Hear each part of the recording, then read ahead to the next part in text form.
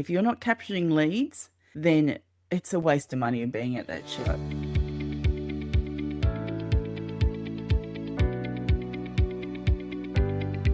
Thank you, everybody, for joining the Free Time Mastermind. Hi, everyone. I was very interested when I had you on the first time to talk about trade shows. It's something that I had lightly been involved in. I was very curious about, but the part that surprised me is the episode did exceedingly well. People were really hungry for that information. And then when I looked around on YouTube after that, there's not there wasn't a whole lot of trade show information out there. So I thought, wow, that's why people tuned in, because there's not a lot of people talking about this. So thank you so much for coming on before and sharing that information, because it really resonated with a lot of people. It got a lot of views, Marie. Look, my pleasure.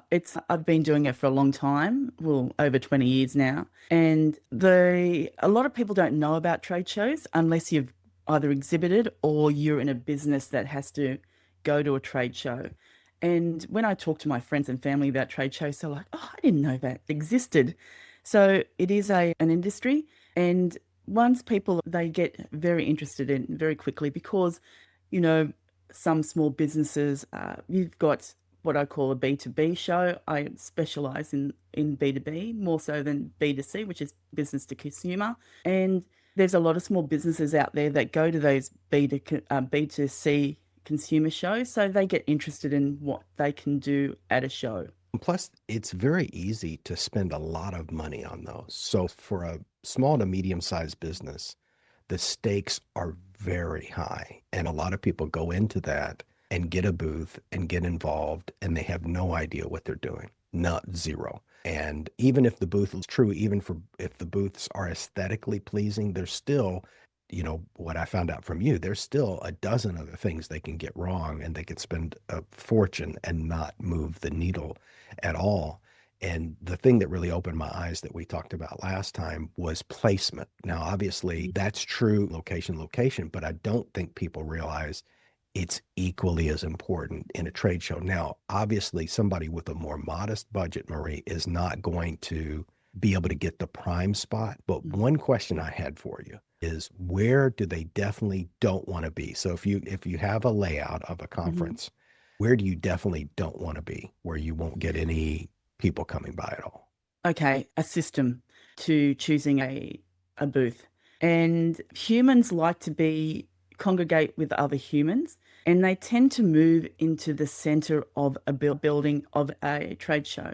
And what I found that stands on the outer edges, on the walls of a building, sides and back, are usually bypassed, and also right at the front. Now, what happens right at the front is an attendee who's coming into a show, they've signed in and they're walking through and decompressed. And what happens is that in a trade show, a person needs time to decompress. And when you've got a stand right at the front, the attendee is still decompressing, and they're trying to orientate themselves, and they will actually skip those stands because they're not orientated to the show as yet. And as they move into the show, they decompress a little bit more and they start to be aware of their surroundings. So I would suggest don't do stands that are right at the back of trade show, or the sides and at the front. And it's funny, as you described that, what I saw in my head is how water flows. So you're at the intro to the exhibition hall. That's the fastest rushing part of the river. And it's unnatural for a human being to stand in a place where people are zooming by. So you're caught in that flow. And it's just going to be a natural tendency to want to try to push yourself into. And likewise, those dark corners of that big room are the very still waters where there's almost no activity. So you have the fast rushing water in the beginning, and then you have the stagnant water at the corner, and they congregate all in the center. And it's amazing how many people will spend just on your display alone. You could spend what a house costs. If you're a big brand, it's nothing to put together. Some of the bigger exhibitors might do a display just for that event. So when they tear it down, they're never going to use it again. And you have a great way to consult with people to have something that they can use and make it effective as far as a kit. What do you tell people as far as, are there a few things you recommend every time so that what they have is usable and then they can move it around and use it for different events? Look, trade shows have always, they're innovators. So there's always things that are coming out, systems that come out that you can use to build your exhibition stand. And they get modular all the time. And one of the things, I'll give you an example. One of the pharmaceutical companies I work with, they have big budgets, but they also get attention and they attract people with their smaller booths because they are well designed and they use a framing system which they can put a graphic on, a fabric banner on, and they can change those banners all the time. So your graphics are very important. And also, one of the things I like to do with my clients is stand up. You need to claim your space. And to do that, you need to show the trade show attendees that you have a space and this is your space. And one of the things to do that is to change the color of the flooring. So if you're standard booth and you don't want to do too much, you can do graphics, but also you can hire different colored flooring, maybe carpet, and you can use that to delineate yourself from other booths. And that works really well because here I am, I'm different to other booths. If you've got booths either side of you and they've got the same carpet color as the show, then they don't stand out. But you will if you change the color of your flooring. I didn't think about the floor, but that makes a great way to encapsulate a space. And Hmm. trade shows too are obviously you want to go to a trade show that's going to put you in front of your target, your demographic. And then I guess there's a second layer to that. Not only do you want to be at the right place where your people are, the tribe that you're looking to connect with will be, but you also need to make sure that the booth and your pitch and the people and everything there also will attract that. I think that's brilliant advice. But also too, they need to the structure and the look of the booth needs to attract that specific demographic. So we talk about sometimes marketing as a Mm. filtration system. You don't want to give away candy and now you've got a bunch of kids and you're not getting leads and things like that. So can you speak to setting it up in a way to be the power, to be the flower that attracts that perfect bee that you're looking for? Okay. Well, you've only got a small stand. You still can punch above your weight. Okay. But it doesn't start the minute you hit the trade show floor. Okay. It starts the minute that you decide to do a trade show. And one of the things you need to do is the research for a show. So first off, you need to know that your ideal client is going to be at that trade show. Will go to a trade show because they've just done it for so many years and people expect them to be there, or they go because opposition are there, or they go because management says we have to be at this show. So you need to find out that that trade show has the people that you want to sell to. Secondly, you want to be able to pre-market to your ideal client before you go to that show. So you're trying to create a buzz before you go exhibit. And Marie, call That's, to action? so if I was a manager of a company that printer, a commercial printer, if I were a procurement manager for that printing company, and I am very busy, constantly busy, and I think to myself, I've got to go to this trade show, but I want to do some research before I go. I like to look at the exhibitors and their websites. Now, if I see an exhibitor that's got a dedicated page for that trade show that says, this is what we're going to be displaying. Would you like to meeting with us? Pre-book a meeting with us before the show. Now, I think to myself, oh, these people are organized. They value my time. And I know that at 10 o'clock on such and such date, I'm going to go see this product being demonstrated. And for a very busy procurement manager, they would go, oh, yes, I'm going to book this. And who are they going to go with at the end of the day? When they've seen all these other printing machines, the person that's been, organized and values their time, they'll go with you. So you've got to start early. You've got to send out emails. You've got to make sure your social media and what your emails are saying also match up to what your booth will be. Then you have to train all your staff to sell because of different selling, and your staff are going to be discouraged because some people just walk past you and you think to yourself, no one wants to stop and talk to you, even though it's a trade show. So you've got to have the right training. Then you've got to have a booth that attracts. And the best type of booth always has a theme. And I'm not talking about a beach theme or a surfing theme or, a log cabin theme. I'm talking about a theme where you might have a campaign that you're working on, and you take the campaign and you put it onto your stand. So your emails, your social media, your staff are trained, and your booth is all themed. And they are the most successful trade shows. Then there's the lead capture. Lead capture is the most important thing that you will do at a trade show. If you're not capturing leads, then it's a waste of money of being at that show. That's right. So before we get into lead capture, which Mhm. is very important, let me ask this because I think about the psychology of tip jars, for instance, at trade shows.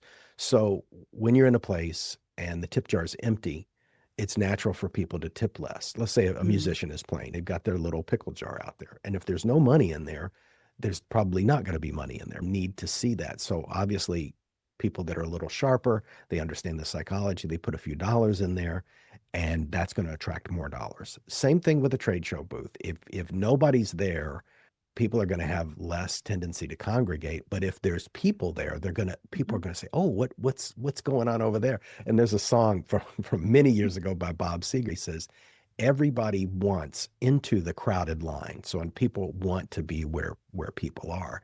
And I Yeah. think that's one reason why you suggest at least the more charismatic of the group be out there working the crowd and maybe bringing people and then trying to get them back to the booth. And by nature of having those other human beings there, that's going Mm. to attract more and more and more. And you might even have some Confederates. You might have some family come dressed as participants in there and just have them stand around because activity breeds activity and crowds breed crowds. So I just wanted to throw that in there. But in obviously once you've got them in the booth, now we're talking about lead capture because at the end of the day, if you spend all that money and you're Mm. not, then you've spent all that money for nothing. It is lead capture and quality leads.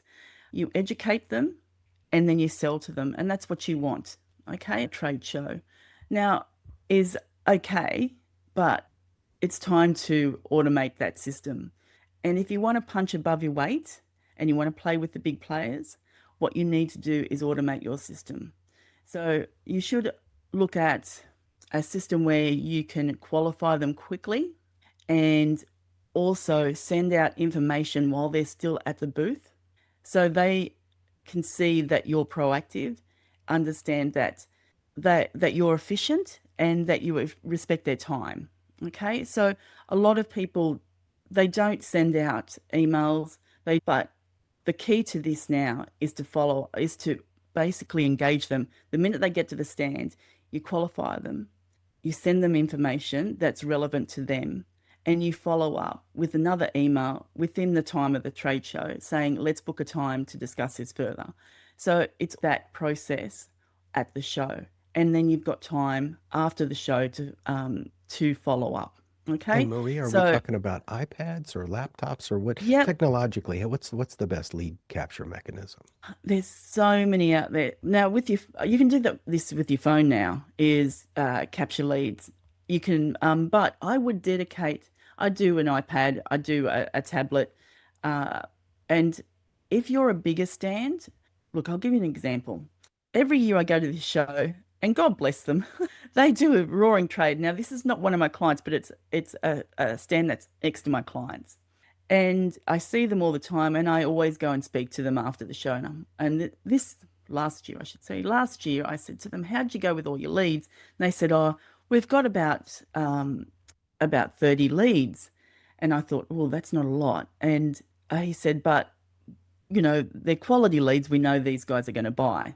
And I said, "How did you capture them?" He said, "Well, we started scanning the attendees lanyards.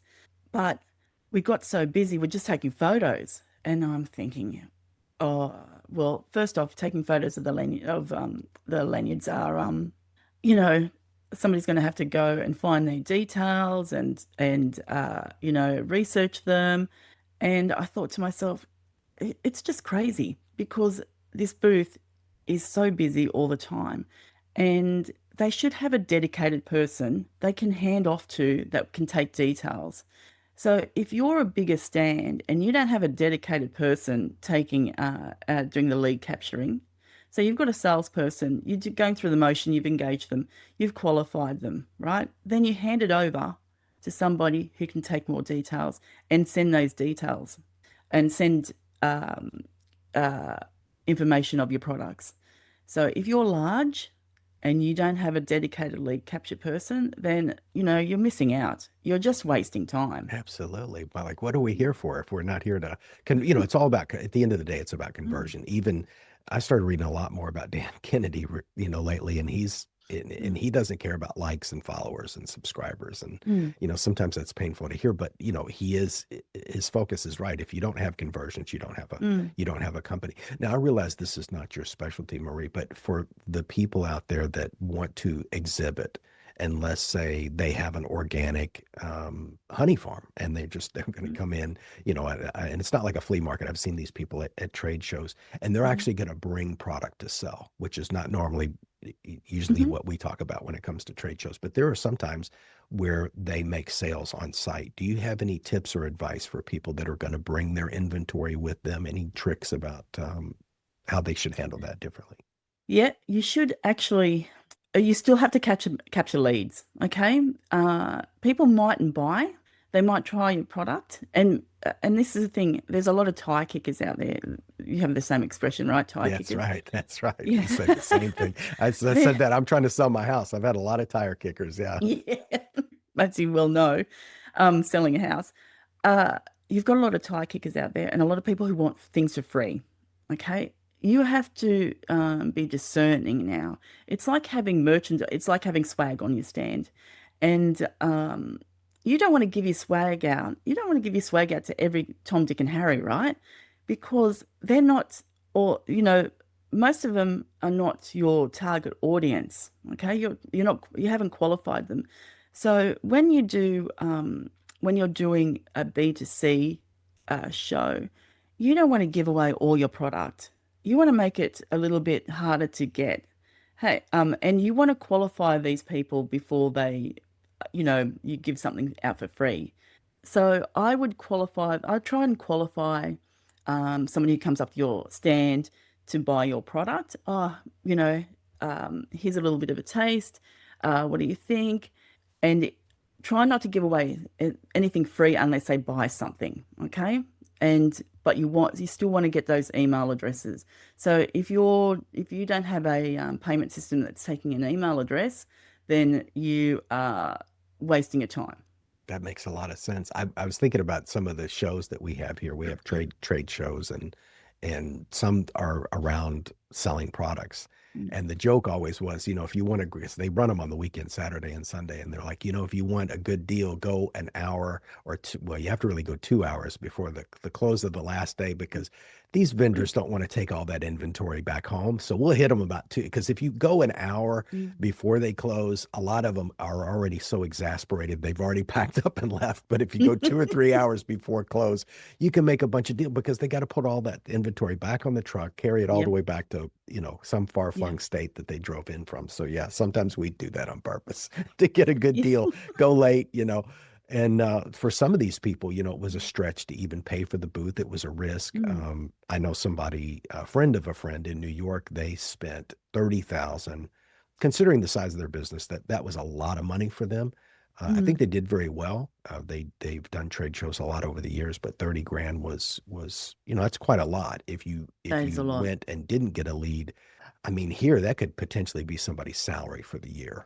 30 grand, Mm, you could have an employee. That's a VA, that's a virtual assistant's a salary for the year. mm. So, and it's easy to spend, multiples of that. But just in general, Marie, what can somebody do to make the most of a trade show? Just some general tips.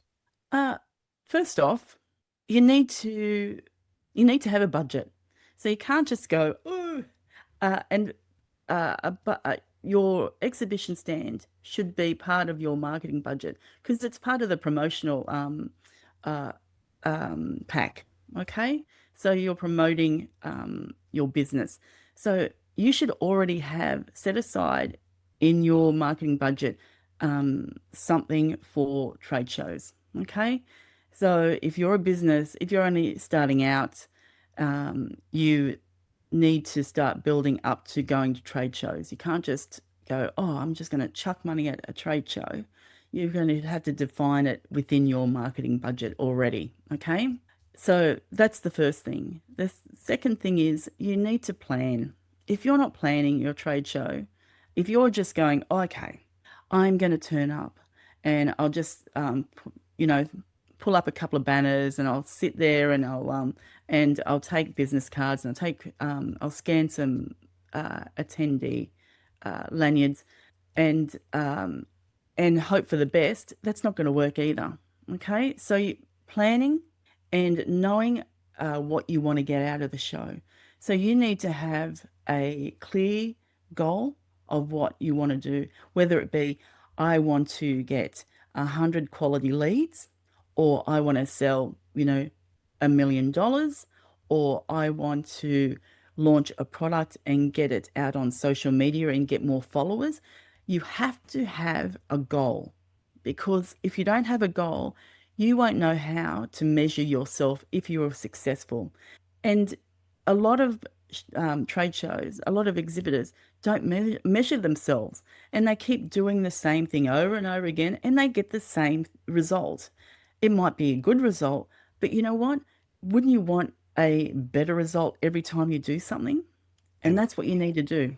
and we've been talking about the physical logistics and the appearance and layout and Mm, location, but also too that's important are the people that are sent. A lot of times for a trade show, and there are professional, and I didn't know mm, about this yeah. until recently, but there are actually professional people you can hire that will run your trade show, and they know how to maximize trade shows. So technically, that could be outsourced by people that do that Mm, for a living, and they have a system to capture the leads. So some of that can be outsourced, but a lot of times with the trade shows, they just send whoever's available. They might send a person from the marketing department who's not a people person. Some work from home technician.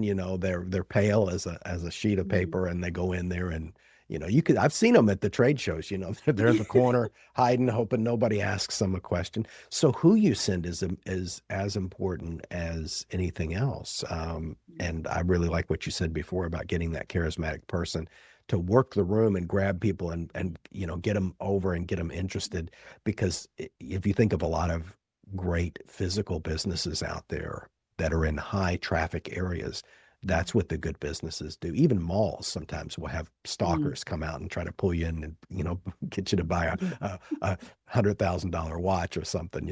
But I think it's pretty brilliant to Mm, have somebody charismatic, and that's people respond to that. So yeah, a yeah. lot of times people just send their most shy people to the booth, and then and the other thing too, and of course we've got to bring this up because of the generation gap. Mm, I've been to a lot of exhibitions. Even I'm in Florida, so I've been to a lot of gun shows, and there are booths just full of young people staring at their phone, and that mm, I mean a lot of booths. I would say mm. at any given point, 8 out of 10 booths has at least one person staring at their phone. So Yeah.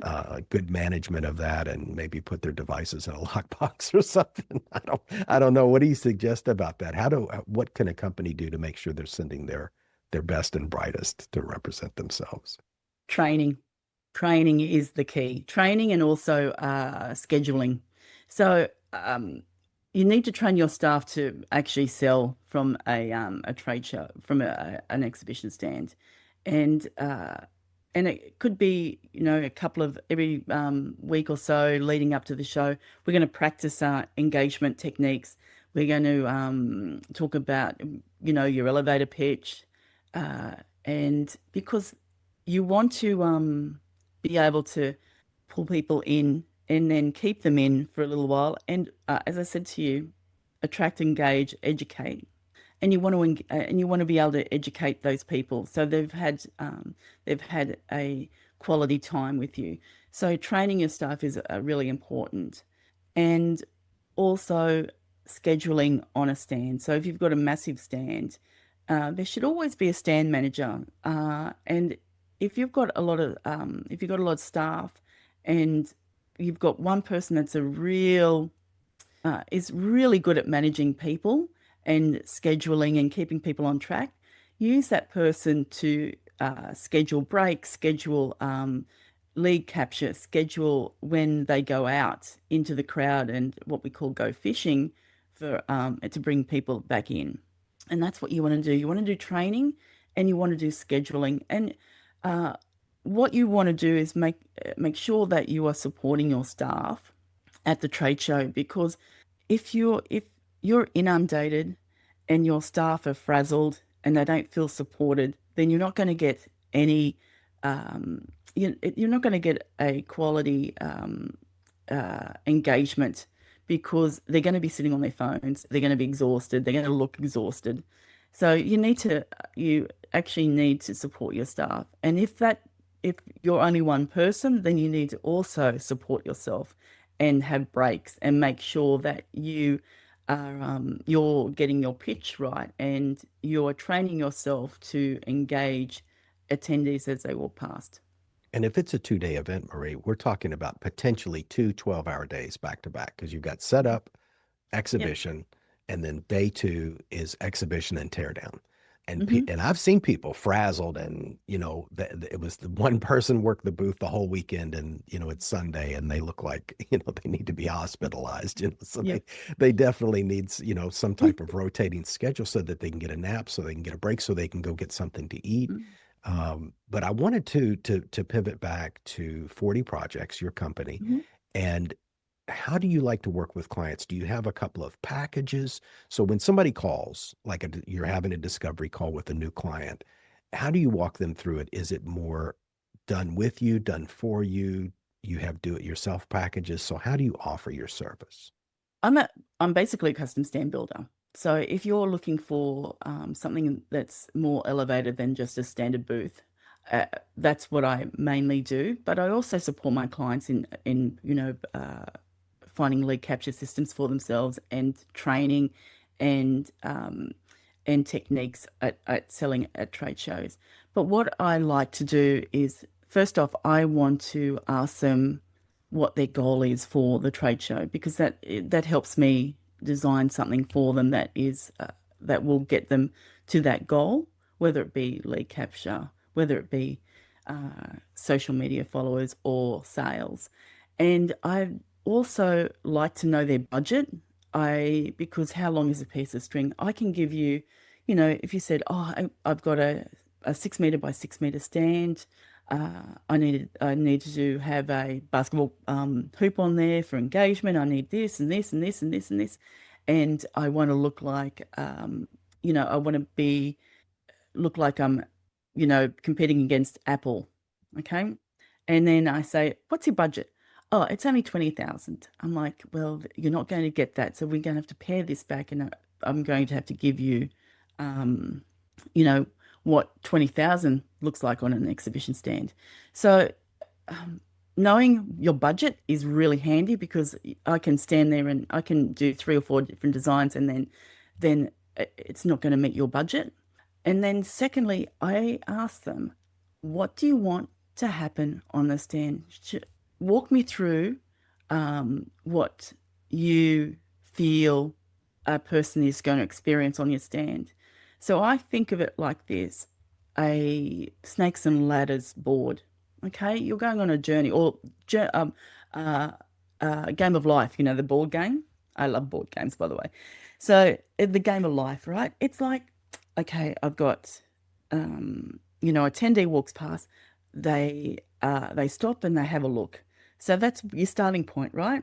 And then you come out and greet them, and you qualify a couple of questions, and then you find out they like a certain product. They've got a pain point they need to have a solution for, and you find out that your product is that. solution. So you walk them over and you show them the product, or you demonstrate the product, and then you have a bit more of a conversation.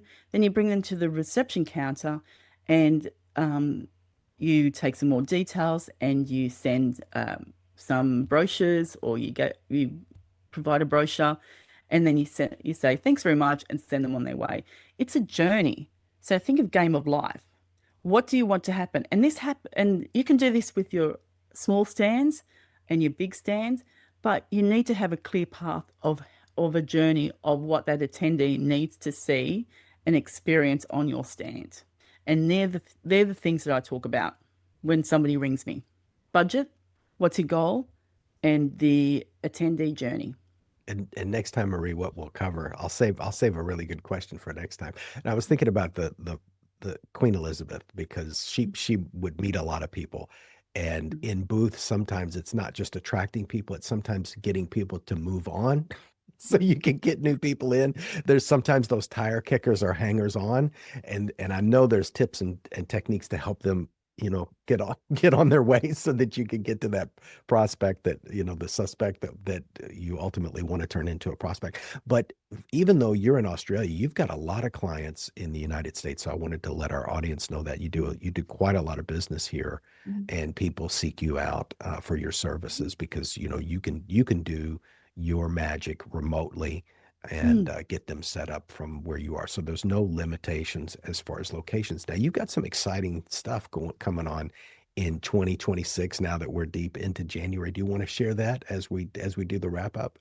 Well, as you know, Robert, I've been writing my book, and it's called Stand Out and Sell More at Trade Shows.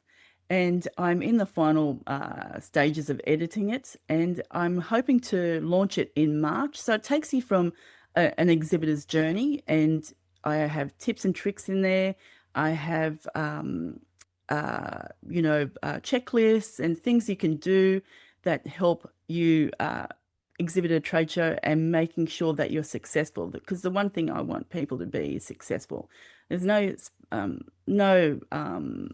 reason why spending 100 grand and not getting something back.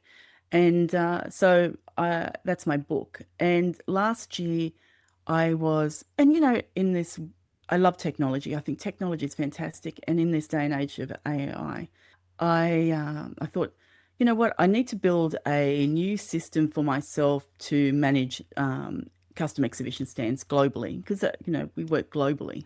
And so I got onto a software called Replit, and I started to make this system. And I thought to myself, oh, you know what, I could do this for other custom stand builders because a lot of people just still use uh, spreadsheets. And then I thought to myself, hang on here, my clients need this thing. They really need this thing to manage their custom exhibition stands. And, some of them do them globally.